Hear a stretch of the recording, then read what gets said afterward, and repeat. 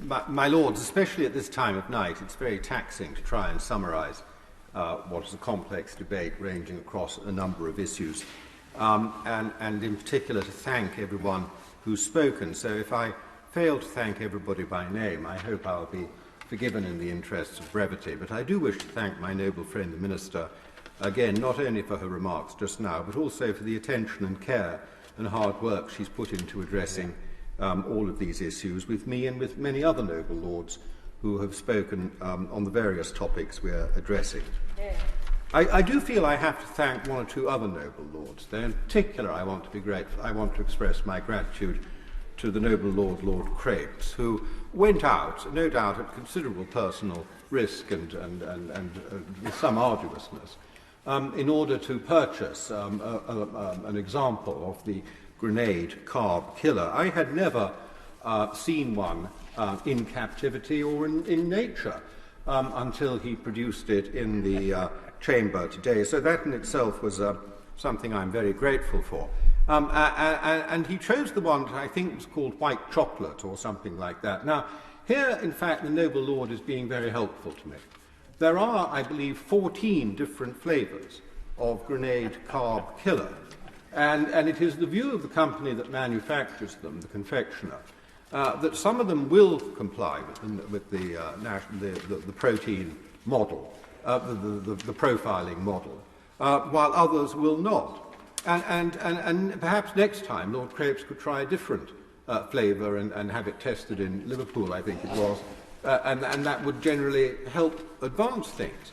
The difficulty for the company, though, is that this is not a game for them. For the company, they need to know which and how they have to reformulate, which of these products has to be reformulated and how, in order for them to remain compliant and stay in business. So this was a very helpful illustration of the difficulties. I will just say one other noble lord I will mention is my noble friend Lord Bethell, who referred to the tobacco advertising ban as if it was some sort of comparison. There is no comparison. Nobody had to carry out a profiling exercise to decide if something was a cigarette or not. It was a cigarette, or it wasn't a cigarette. There was no question of putting it through a model to discover it was a cigarette. And nobody in the cigarette manufacturing business had to reformulate their product and market test it in order to make it compliant with regulations. So what you could do with a tobacco ban very quickly is simply irrelevant in relation to the process that the government is here setting forth, the hurdles it's setting forth in front of businesses.